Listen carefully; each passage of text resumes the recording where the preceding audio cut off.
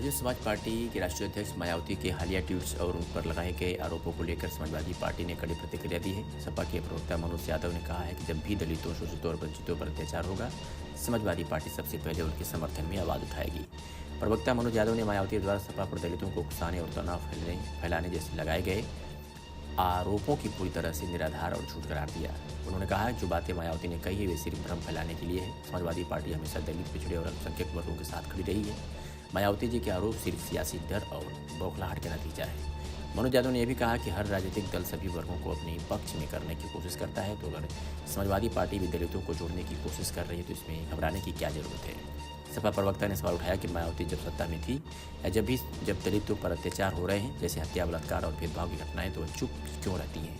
उन्होंने कहा उत्तर प्रदेश में दलित बहन बेटियों के साथ हो रहे अत्याचार पर मायावती जी एक भी शब्द नहीं बोलती हैं। जब जुल्म होगा तो सपा आवाज उठाएगी, यह हमारा धर्म है। गौरतलब है कि मायावती ने मंगलवार को एक के बाद एक ट्वीट पर कर सपा पर गंभीर आरोप लगाए थे। उन्होंने कहा था कि सपा दलितों को आगे करके तनाव फैलाने और राजनीतिक स्वार्थ साधने का काम कर रही है। उन्होंने दलित, पिछड़े और मुस्लिम समाज से सपा के बहकावे में न आने की अपील भी की थी। बता दें कि यूपी की सियासत में दलित वोट बैंक एक निर्णायक भूमिका निभाता है। बीएसपी और सपा दोनों ही दल इस वर्ग को अपने पक्ष में करने की कोशिश में जुटे हुए हैं, खासकर ऐसे समय में जब विधानसभा चुनाव नजदीक है।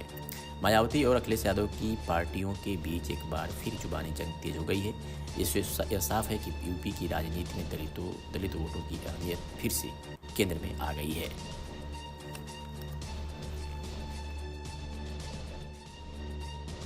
ऐसे ही अपनी शहरों की तमाम छोटी और बड़ी खबरों को देखने के लिए 365 दिन खबर चैनल को सब्सक्राइब करें और बेल आइकन दबाना बिल्कुल ना भूलें।